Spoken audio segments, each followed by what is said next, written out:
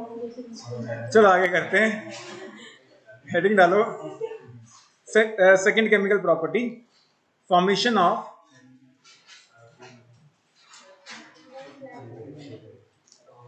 Acid एनहाइड्रेट्स।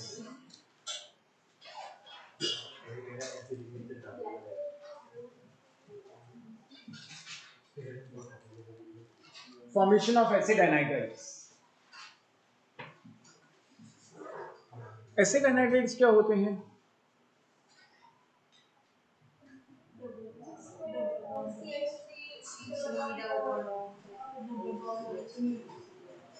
Basically acid anhydrides क्या होते हैं? RCO एंड इनके बीच में क्या होता है? O। एंड ये बनते कैसे हैं? दो कार्बोक्सिलिक एसिड में से अगर हम वाटर मॉलिक्यूल बाहर निकाल दें तो ये बनते थे। तो अब हमने क्या करना है? हमने बेसिकली दो कार्बोक्सिलिक एसिड लेने हैं,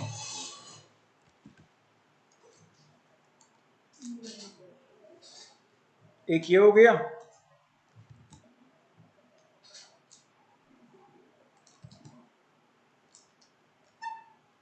एक ये हो गया, है ना। तो अब इसमें से वाटर बाहर निकालना है। वाटर कैसे बाहर निकालोगे? OH यहां से चला जाएगा, एक H यहां से चला जाएगा, वाटर बाहर। एंड जब वाटर बाहर निकलेगा तो अपने को क्या मिल जाएगा? एसिड एनहाइड। क्लियर या नहीं? बेसिकली दो कार्बोक्सिलिक एसिड के मॉलिक्यूल्स लेने हैं, उसमें से अगर हम वाटर बाहर निकालते हैं तो अपने को क्या मिलता है? एसिड एनहाइड्रेट मिला करता है। अब एसिड एनहाइड्रेट में ये ध्यान रखना कि जो वाटर है वो बाहर कैसे निकलेगा। तुम्हें एसिड की प्रेजेंस में ये रिएक्शन करानी है और हीट करना है।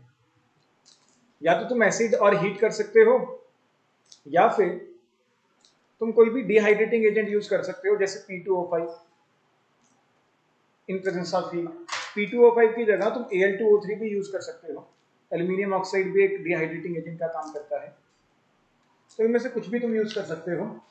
ठीक, एसिड, कोई भी एसिड और इन प्रेजेंस ऑफ हीट। अगर एसिड नहीं यूज करना है तो कोई डिहाइड्रेटिंग एजेंट यूज करो, P2O5 या Al2O3, एंड हीट कर दो, रिएक्शन सेम रहेगा, कोई भी दिक्कत। क्लियर? करो इसे नोट।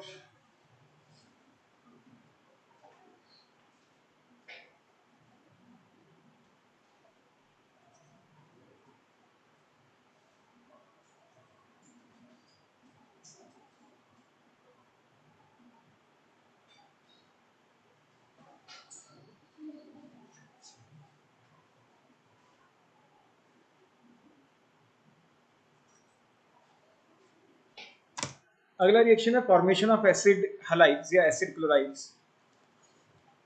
फॉर्मेशन ऑफ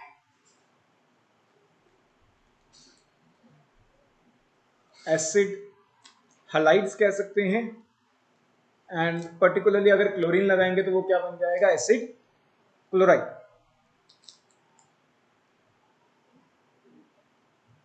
तो फॉर्मेशन ऑफ एसिड हैलाइड या एसिड क्लोराइड, इसको असाइल हैलाइड भी बोलते हैं। एसिड हैलाइड की जगह तुम असाइल हैलाइड्स भी बोल सकते हो। असाइल ग्रुप क्या होता है? RCO, असाइल, क्रिडलक्राफ्ट असाइलेशन, यही था। अब इसके साथ बस क्या लगाना है? हैलोजन। और कार्बोक्सिलिक एसिड से प्रिपेयर करना है। तो बताएगा कैसे कर सकते हैं कि अगर अपने पास एक कार्बोक्सिलिक एसिड है तो उसमें से हम असाइल हैलाइड कैसे प्रिपेयर कर सकते हैं। बेसिकली ये OH हटा के हमें हैलोजन लगाना है, तो कैसे लगा सकते हैं? कोई भी एक मेथड। SOCl2 यूज कर सकते हैं। बेसिकली ये R ग्रुप ही तो है, ROH। ROH से हमें क्या बनाना है? RX। तो एल्कोहल्स के चैप्टर में कौन कौन से रिएजेंट किए थे? सबसे बेस्ट तो है कि थायोनिल क्लोराइड यूज कर लो। थायोनिल क्लोराइड यूज करोगे तो यहाँ पे X की जगह क्या आएगा? Cl। क्लियर? और हमने कौन कौन से रिएजेंट्स करे थे? Phosphorus plus halogen. फिर हमने कहा था PX3 भी यूज कर सकते हैं, PX5 भी यूज कर सकते हैं। इनमें से कोई भी रिएजेंट यूज करोगे तो अपना काम चल जाएगा। एंड OH हट के क्या आ जाएगा? X आ जाएगा, एक हैलोजन। क्लियर? ऋषिता कुछ समझ आ रहा है? पक्का? करो नोट।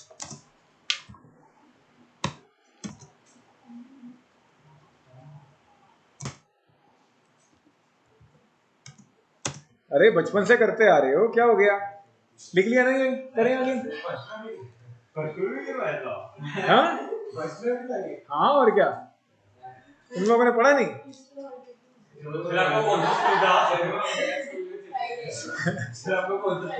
एस्टेरिफिकेशन।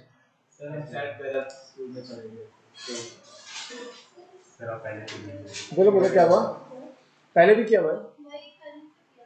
हाँ, लेकिन हम मैकेनिज्म करेंगे, कल तो नहीं करा। वो तो हमने करा था एस्टेरिफिकेशन का उल्टा। तब हम method of preparation of carboxylic acid कर रहे थे कि अगर हम एक एस्टर लेते हैं उसको तो उससे अल्कोहल और कार्बोक्सिलिक एसिड मिल जाएगा। एस्टेरिफिकेशन क्या है बेसिकली? अगर तुमसे कोई एस्टेरिफिकेशन पूछे तो वो मेन रिएक्शन ही है कि अगर हम एक अल्कोहल लेते हैं और एक क्या ले लेते हैं, कार्बोक्सिलिक एसिड, इनको एसिड की प्रेजेंस में रिएक्ट कराना है तो अपने को क्या मिल जाता है,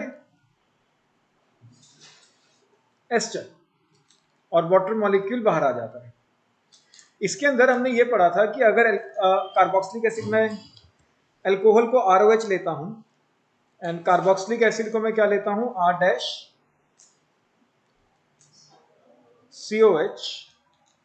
तो इसके अंदर क्या होता था, कार्बोक्सिलिक एसिड से OH बाहर जाता था और अल्कोहल से क्या बाहर जाता था, H। और ये जो ऑक्सीजन है ये किसके साथ जुड़ जाता था, कार्बन से। याद आया ये? नहीं, इसका मैकेनिज्म करना है हमें, तब ये रिएक्शन दोबारा पढ़ाई जा रही है, क्योंकि तब तक इसका मैकेनिज्म नहीं किया था। हाँ हाँ, इस रिएक्शन का मैकेनिज्म क्या हो सकता है? ऋषि, तो तुमसे शुरू करते हैं।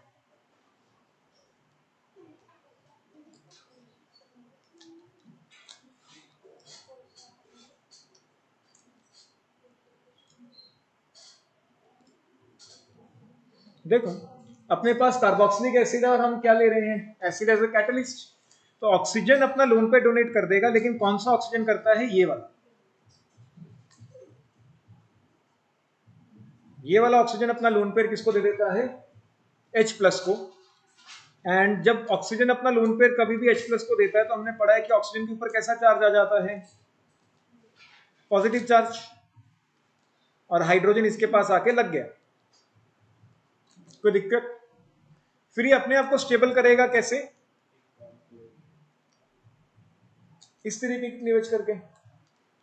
अगर ये इस तरीके की क्लीवेज शो करता है तो R' तो वैसा का वैसा ही लगा है, C, अब ये क्या बन जाएगा, OH, OH, और पॉजिटिव चार्ज कहाँ आ जाएगा, क्योंकि इसका बॉन्ड कम हो गया। कोई दिक्कत यहां तक, ऋषिता क्लियर? अब इसको स्टेबल कैसे करें? बेसिकली हम यहां तक आ चुके हैं, लेकिन कार्बन के ऊपर पॉजिटिव चार्ज है। अब इस कार्बन को स्टेबलाइज करने कौन आएगा? अभी तक हमने कार्बोक्सिलिक एसिड ही यूज किया, तो अब अल्कोहल की बारी है। तो अल्कोहल आएगा। अल्कोहल कैसे स्टेबल करेगा इसे?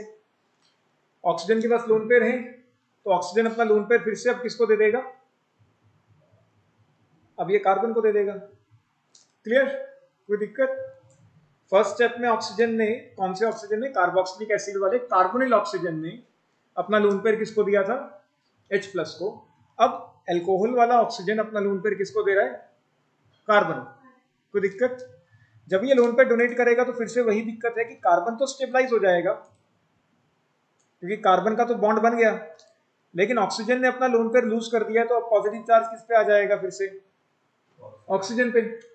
इस ऑक्सीजन के साथ साथ ये वाला H और ये वाला R भी साथ में आएंगे, एक H और एक R भी इसके साथ साथ आए। अब ये अपने आप को स्टेबलाइज कैसे करेगा, यहां से H को बाहर निकाल देगा। अगर हम ये वाला बॉन्ड तोड़ते हैं, ये वाला, फिर तो हम वापस यहीं आ जाएंगे। तो इससे अच्छा है कि हम कौन सा बॉन्ड तोड़ें, H वाला। वो वीक बॉन्ड भी होता है कार्बन हाइड्रोजन का। हाँ, वो तो नहीं तोड़ सकते। तो बेसिकली ये OR बन जाएगा और H+ बाहर आ जाएगा। और वैसे भी एसिड कैटालाइज था, तो हमने H+ पहले यूज किया, तो हमें H+ को एंड में वापस बनाना भी था, तो वो भी अपना मोटिव पूरा हो गया है। कोई दिक्कत? लेकिन अब क्या करें, अब एक OH और एक OH। हाँ हाँ मैंने सुन लिया था, तुम एकदम सही कह रहे हो। मैं तो पहले से ही कहता हूँ कि माइक इंटेलिजेंट है। फिर आपको कैसे पता? हाँ अरे मैंने भविष्यवाणी करनी शुरू कर दी ना, तो बताया तो था। क्या हो रहा है? क्या है? टाइम वर्ड हो गया था। तो वाटर मॉलिक्यूल बाहर आ जाएगा, एक कार्बन पे 2 OH हाईली अनस्टेबल, तो OH यहाँ से, NH यहाँ से, डबल बॉन्ड O बन जाएगा, एंड एक ओवर पहले से लगा हुआ है ना, तो ये क्या बन जाएगा, एस्टर प्लस वाटर। कोई दिक्कत? वो तो कैटलिस्ट है ना बच्चे, तो स्टार्टिंग में हमने यूज किया है, उसका एंड में बाहर निकाल दिया। फिर क्लियर करो ना। Reduction of carboxylic acid. अच्छा, कार्बोक्सिलिक एसिड को रिड्यूस करने के लिए हमने कौन सा रिएजेंट यूज किया, बताएगा कोई? हम कार्बोक्सिलिक एसिड को कैसे रिड्यूस कर सकते हैं? क्या सोडियम बोरोहाइड्रेट कार्बोक्सिलिक एसिड को रिड्यूस कर सकता है? आप कह रहे हर्जे टेस्ट है दोनों चैप्टर का, उसके अंदर सोडियम बोरोहाइड्राइड लिथियम एल्यूमिनेट सब कराया था। कर सकता है? नहीं।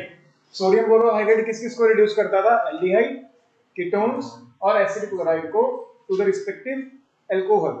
लेकिन लिथियम एल्यूमिनियम हाइड्रेट हर एक फंक्शनल ग्रुप को रिड्यूस कर देता था जिसमें CO होता है टू द रिस्पेक्टिव एल्कोहल्स। तो यहां पे हमें कौन सा रिड्यूसिंग एजेंट यूज करना पड़ेगा? Lithium aluminium hydride. तो अगर हम यहां पे लिथियम एल्यूमिनियम हाइड्राइड यूज करते हैं तो होगा क्या? बेसिकली ये जो कार्बन है, हमने कहा था जो फंक्शनल ग्रुप वाला कार्बन है, बस उसका क्या बना देना है? एल्कोहल। तो R ऐसा का ऐसा ही लगा रहेगा, बस ये जो फंक्शनल ग्रुप वाला कार्बन था इसका हमने क्या बना दिया? एल्कोहल। इसको मैं ज्यादा डिटेल में नहीं लेके जा रहा हूं क्योंकि हमने पूरा डिस्कस किया हुआ है। यहाँ पे रिएक्शन लिख लो बस, सफिशिएंट। सोडियम बोरोहाइड्रेट अपना काम नहीं करेगा क्योंकि यहाँ पे रिएक्शन नहीं कर सकता। नोट करें सर। इससे रॉबर्ट का रीजन क्या था? रीजन तो ऐसे कोई भी नहीं है, ये स्ट्रॉन्ग है कार्बोक्सिलिक एसिड को, नहीं कोई हो नहीं सकता, पॉसिबल ही नहीं है। सोडियम बोरोहाइड्रेट हो ही नहीं सकता, मुझे याद है। करें आगे।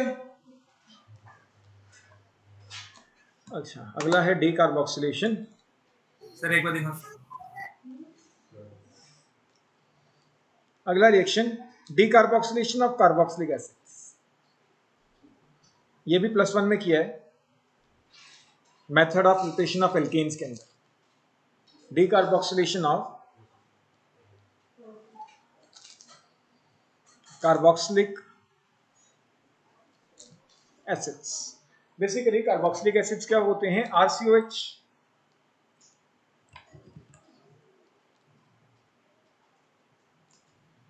अगर हम इसको सोडियम से रिएक्ट करा दें या NaOH से रिएक्ट करा दें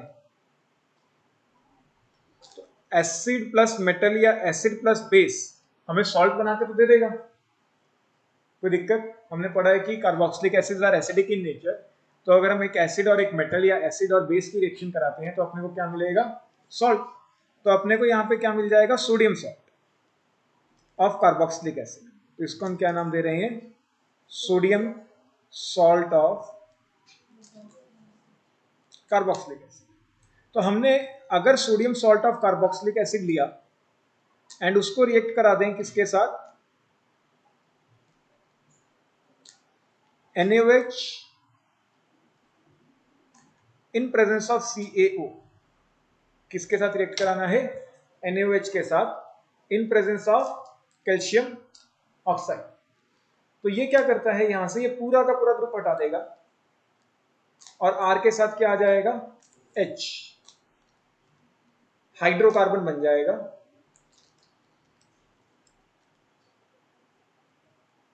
इसका बाय प्रोडक्ट भी तुम्हें ध्यान में रखना है, Na2CO3। Basically Na plus Na, Na2CO3 and ये H प्लस तो बाहर चला जाता है, कार्बोनिक एसिड बनते हैं, वो चाहिए नहीं होगा, कोई दिक्कत नहीं। कोई डाउट? हाँ, सोडियम कार्बोनेट क्या होगा? ठीक। तो अगर हम कोई भी sodium salt of carboxylic acid लेते हैं, उसको अगर हम NaOH और CO के साथ देखते हैं तो रिएक्शन हो जाती है। सोडियम सॉल्ट की जगह पोटेशियम सॉल्ट भी यूज कर सकते हो, ऐसी कोई दिक्कत वाली बात नहीं है। ऐसा नहीं कि सिर्फ Na ही चाहिए, पोटेशियम हो तब भी काम चल जाएगा। बस यहाँ पे तब KOH ले लो, फिर यहाँ पे क्या बन जाएगा, K2CO3। अगर एक एग्जांपल लिखना ही है,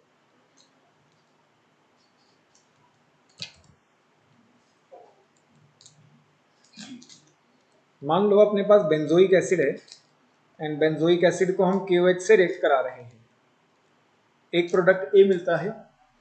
जब हम A को रिएक्ट कराते हैं विद KOH एंड CaO तो प्रोडक्ट B मिलता है। फाइंड ANB,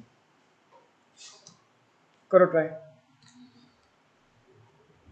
चलो देखो, यहाँ पे तो ये एसिड है और ये क्या है, बेस, तो सॉल्ट ही मिलेगा। तो यहाँ पे पोटेशियम सॉल्ट मिल जाएगा, तो A क्या होगा, पोटेशियम सॉल्ट ऑफ, बस Na की जगह हमने K लिया है एंड उसके बाद हमने KOH और CO से रिएक्ट कराया, तो ये कौन सी रिएक्शन है, डी कार्बोक्सिलेशन। डी कार्बोक्सिलेशन में पूरा का पूरा ग्रुप हट जाएगा और यहाँ पे क्या लग जाना था, H, मतलब फाइनल प्रोडक्ट क्या मिलेगा, बेंजीन, और बाय प्रोडक्ट क्या मिलेगा, K2CO3। कोई दिक्कत? करो।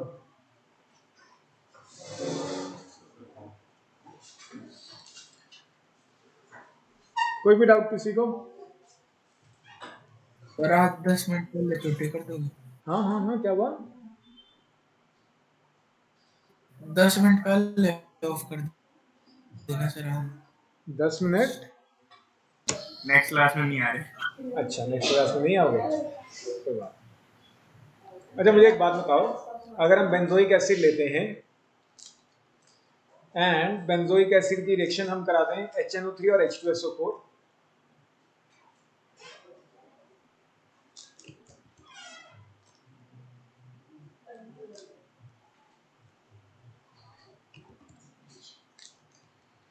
एक प्रोडक्ट मिलता है A एंड अगर हम इसकी रिएक्शन कराएं विद Br2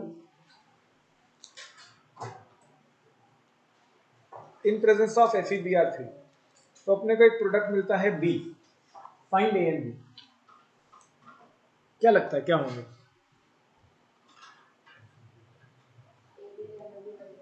A पे NO2 लगेगा, कहाँ पे लगाएं, A पे ही लगा दें। बेंजीन पे, बेंजीन पे कहाँ पे, पैरा पे, और तो पैरा पे,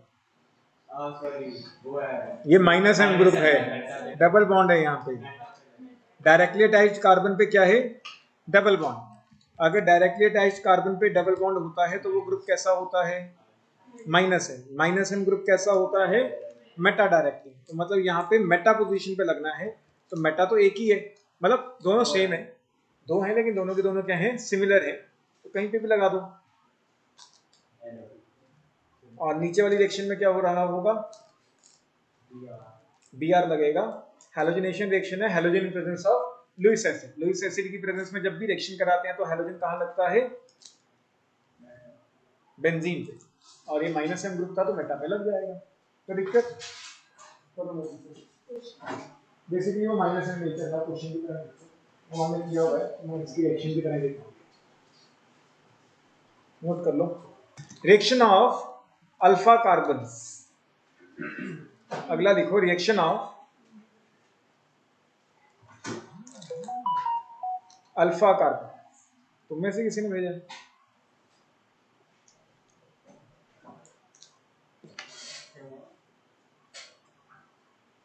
अच्छा, सीरत ने भेजा है।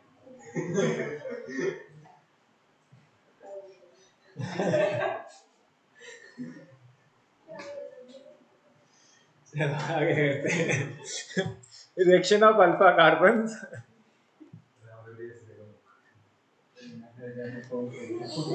सबसे पहला है सबसे पहले तो एक क्वेश्चन ही लिखते हैं,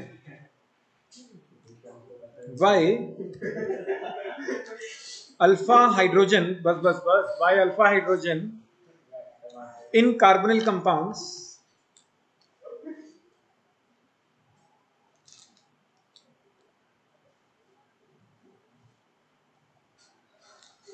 is acidic in nature.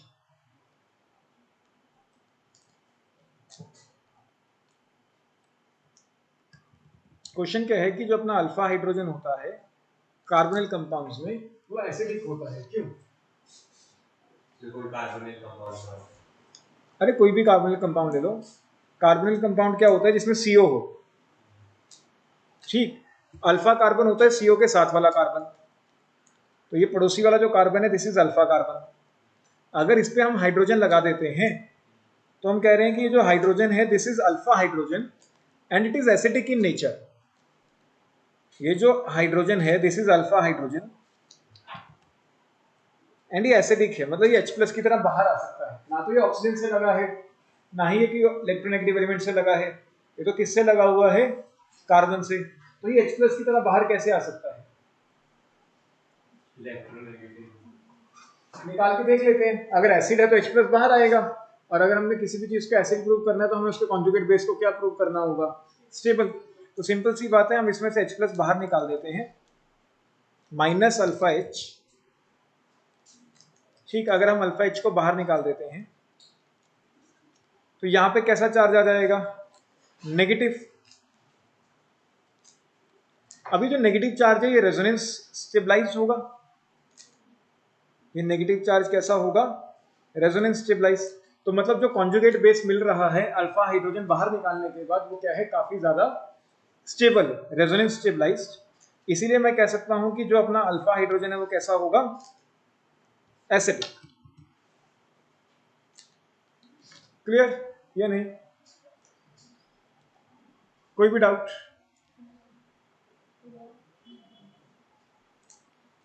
Since alpha hydrogen, since product या कॉन्जुगेट बेस या प्रोडक्ट लिख लो, product obtain by removing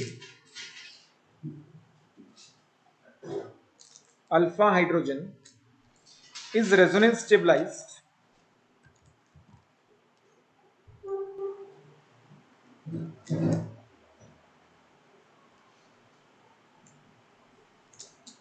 hence alpha hydrogen is acidic। Alpha hydrogen कैसा होगा, एसिडिक, क्योंकि जो प्रोडक्ट मिल रहा है वो काफी ज्यादा स्टेबल। फिर करो इसे नोट।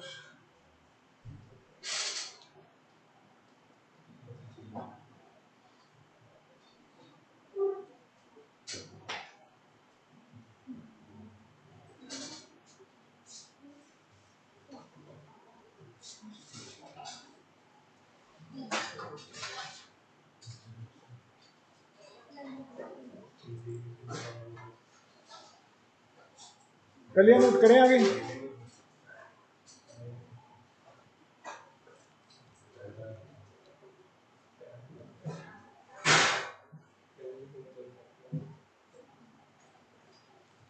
कौन सी रिएक्शन करानी है इसके बाद तुम्हें, HBZ रिएक्शन।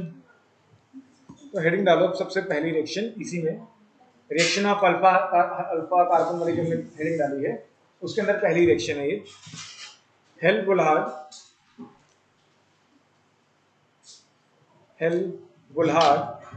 Zelinsky reaction.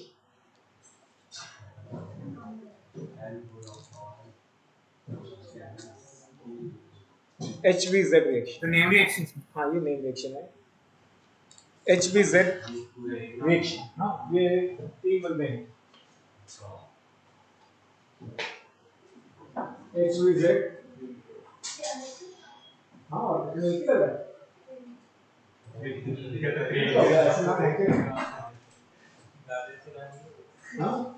खतरनाक नाम है ना, पहला है फिर बुल्हार्ड, तीसरा जेलेंस्की तो हाँ यूक्रेन वाला नाम है। चलो आगे काम करते हैं। हेल वोलार्ड जेलेंस्की रिएक्शन, इसके अंदर होता क्या है बेसिकली, तुम्हारे पास अल्फा कार्बन होना चाहिए जिसपे कम से कम एक हाइड्रोजन हो, क्योंकि अल्फा हाइड्रोजन कैसा होता है, एसिडिक, और ये रिएक्शन सिर्फ और सिर्फ कार्बोक्सिलिक एसिड में लगेगी और किसी में नहीं लगेगी, only applicable for carboxylic acid जिसमें अल्फा हाइड्रोजन प्रेजेंट हो। अगर तुम ऐसे कार्बोक्सिलिक एसिड को रिएक्ट कराते हो किसके साथ, halogen in presence of red phosphorus, पहले हैलोजन और रेड फॉस्फोरस से रिएक्ट कराना है, बाद में इसको रिएक्ट कराना है विद वाटर।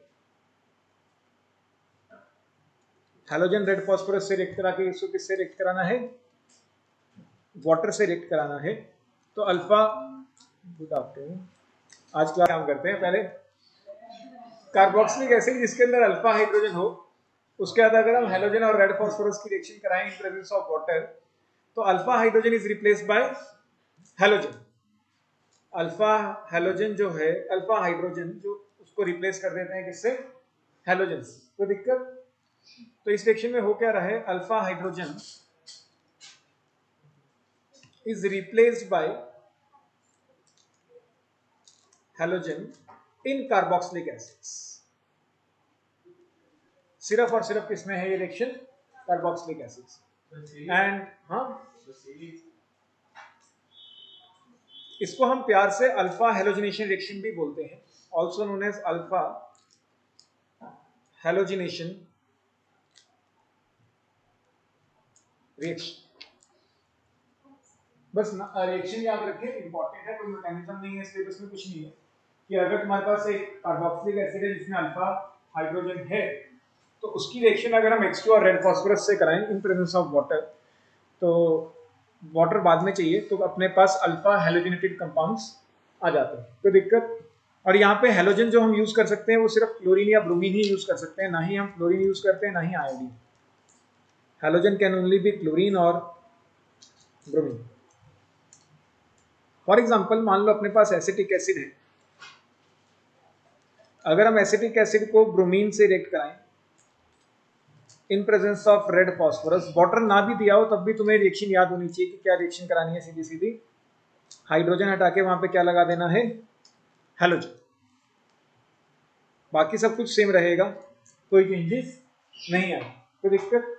नोट करो इसे, हेडिंग डालो aldol condensation.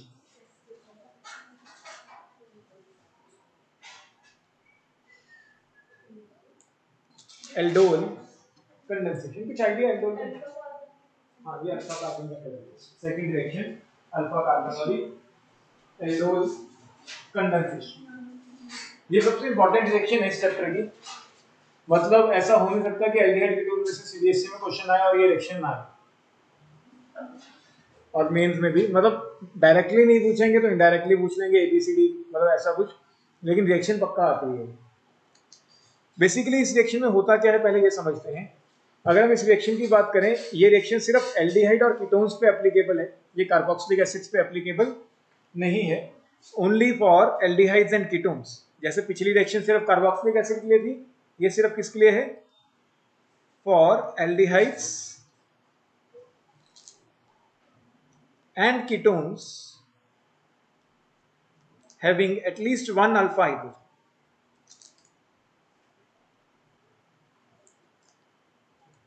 At least one alpha hydrogen, कम से कम एक अल्फा हाइड्रोजन होना जरूरी है, अदरवाइज काम नहीं चल पाएगा। अब इसके अंदर होता क्या है, बेसिकली दो मॉलिक्यूल्स तुमने लेने हैं। हम एक एग्जांपल ले लेते हैं एसिटाल्डिहाइड का, स्टेटमेंट में बाद में लिखवा देता हूं, पहले समझते हैं कि रिएक्शन क्या है। दो मोल लेने होते हैं एल्डिहाइड या कीटोन के जिसके पास अल्फा हाइड्रोजन हो, एंड उसको रिएक्ट कराना होता है एक दूसरे के साथ इन presence of alkaline medium. Alkaline मतलब बेसिक,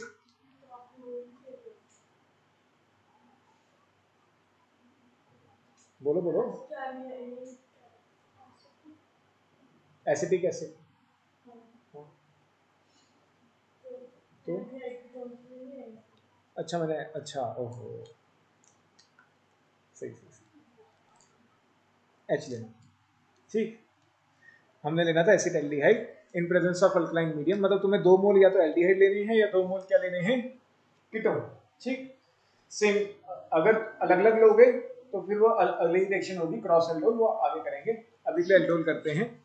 2 मॉलिक्यूल्स लेने हैं सेम एल्डिहाइड या कीटोन के, और उस पर अल्फा हाइड्रोजन होना चाहिए, यहाँ पे अल्फा हाइड्रोजन प्रेजेंट है, ठीक है। होता क्या है पहले ये देख लेते हैं मैकेनिज्म से। मैकेनिज्म तुम्हारा सिलेबस में है।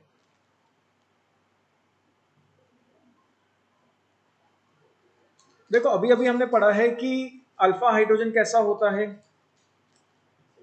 एसिडिक, और हमारा मीडियम कैसा है, बेसिक। तो बेसिकली जो अपना बेस है उसका काम क्या होने वाला है, यहाँ पे इस H को बाहर निकालना।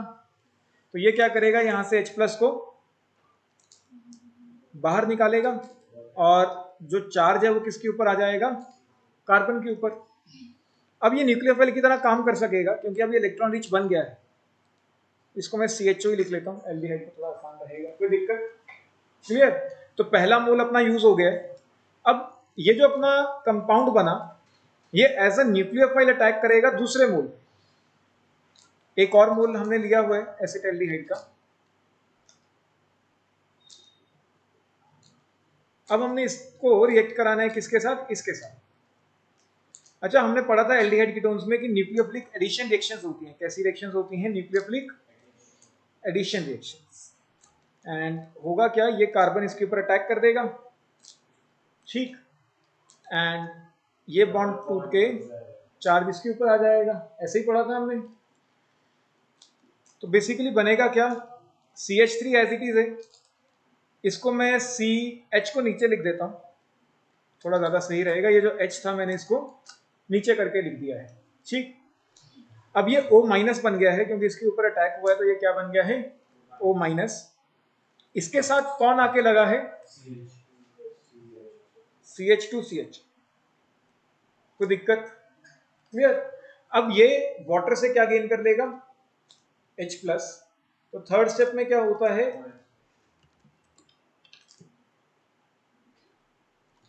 यही कंपाउंड हम लेते हैं एंड ये थर्ड स्टेप में वाटर से क्या कर लेगा, H प्लस गेन कर लेगा।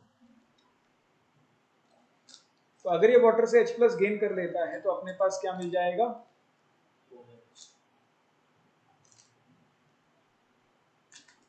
CHO।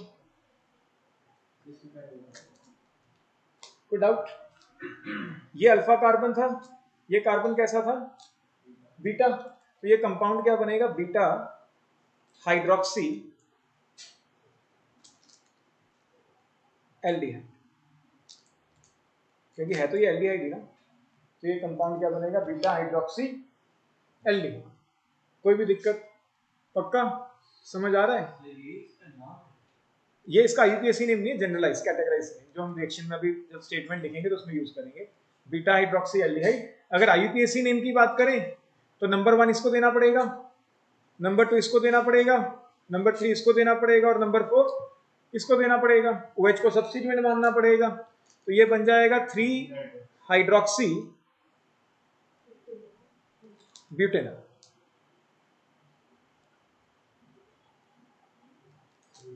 ये तो IUPAC है, कोई दिक्कत यहाँ तक। यहाँ पे रिएक्शन खत्म नहीं होती, ये प्रोडक्ट है, लेकिन यहाँ पे एक और स्टेप ऐड है। अगर जो हमारा प्रोडक्ट है उसको हम हीट करें, अगर हम अपने प्रोडक्ट को हीट करते हैं, अपना प्रोडक्ट क्या था, CH3CH OH CH2CH, ये अल्फा कार्बन था और ये कौन सा कार्बन था। अगर हम अपने प्रोडक्ट को हीट करते हैं तो बीटा कार्बन से क्या बाहर चला जाता है, OH, अल्फा कार्बन से क्या बाहर चला जाता है, H, और दोनों के बीच में डबल बॉन्ड आ जाता है। तो यहां पे रिएक्शन ये पूरी होती है, CH3 CH double bond CH CH।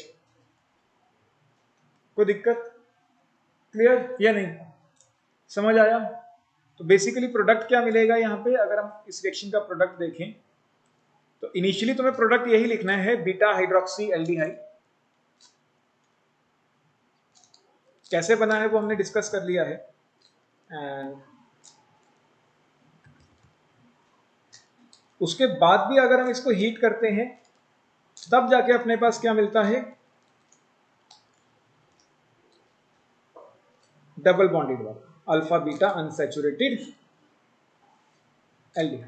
तो दिक्कत अल्फा और बीटा पे डबल बॉन्ड था, तो इसको हम क्या बोलते हैं, अल्फा बीटा अनसैचुरेटेड एल्डिहाइड। अगर एल्डिहाइड लिया था तो एल्डिहाइड मिलेगा, अगर कीटोन लिया था तो क्या मिला होगा यहाँ पे, कीटोन। हमने स्टार्टिंग में एक एल्डिहाइड लिया था तो एंडिंग में भी अपने पास क्या है, एल्डिहाइड।